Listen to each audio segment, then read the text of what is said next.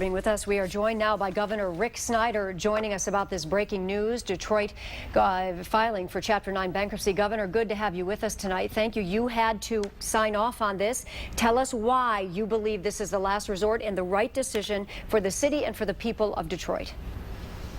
Well, it is the right thing, Joanne. Detroit's been on a downward path for over 60 years. It's got $18 billion in liabilities. It's basically broke. And worse than the debt question are the lack of services to citizens. They're unacceptable. Police response times, for example, being at 58 minutes versus a national average of 11 minutes. We need a better answer.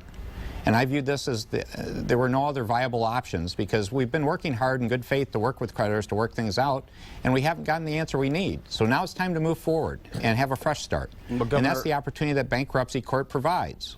Governor, I know that this would be not a particularly positive day, but do you have hope that when this is all said and done that we will come out of this stronger, and as well Michigan comes out stronger? We absolutely should. And I made that comment in a letter I wrote in response to the request to do this.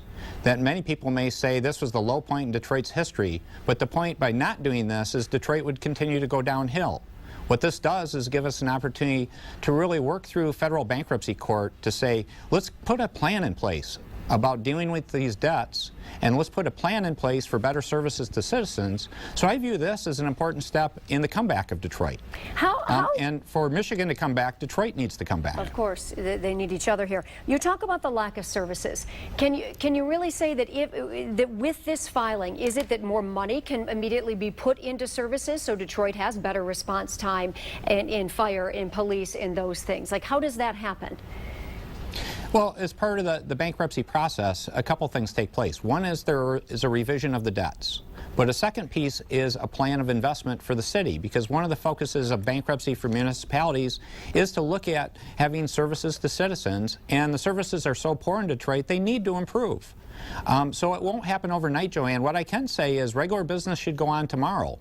But as part of this process, the city should be presenting a plan to say, here are our additional investments that need to be made in the city to improve services so we can have a stronger, better Detroit. Yeah. And that clearly should be one of the outcomes. Governor, we talked about this up at Mackinac. When I was up there, we talked and discussed a little bit about the bad publicity that Detroit gets. I see this all over again as kind of a national punchline. I can see that Jimmy Kimmel is going to make fun of Detroit. So let's talk a little bit about how we spin this and how we have public relations that actually gets the good word out about, I mean, if for lack of a better word, good word about bankruptcy, about how we can come out stronger. How do you propose that you're going to battle that?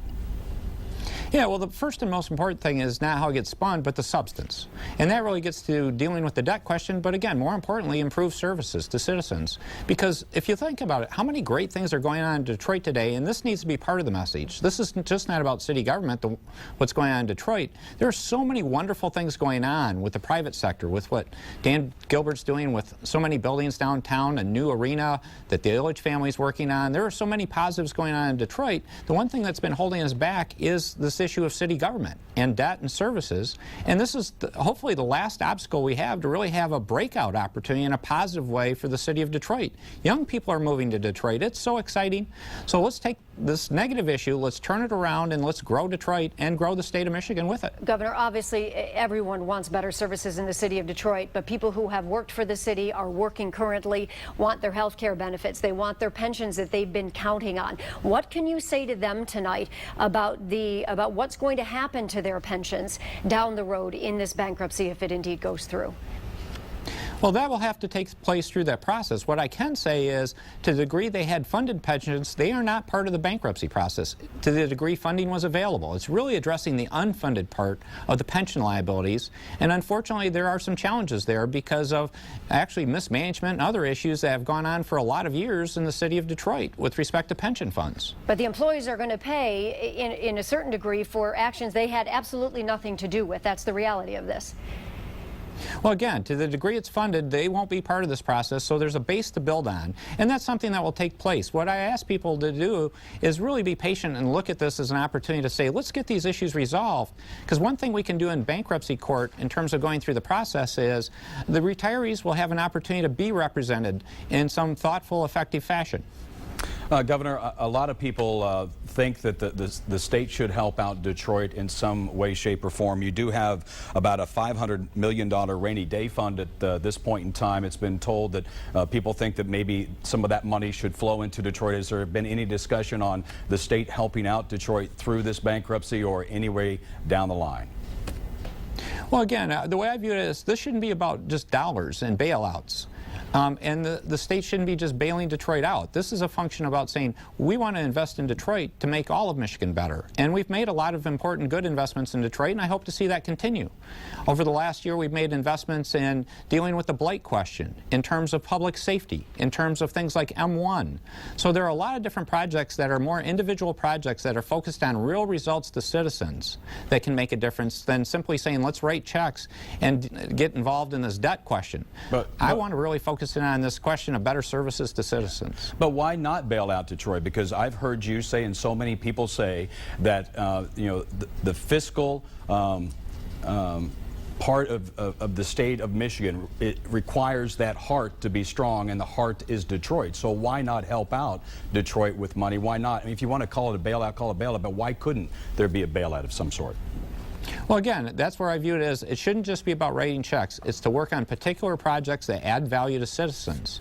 And we're going to continue to do the projects we already have in the pipeline, and there are multiple ones, and we're going to continue to come up with new opportunities. And again, I would bring up the situation about hopefully making Belle Isle a state park.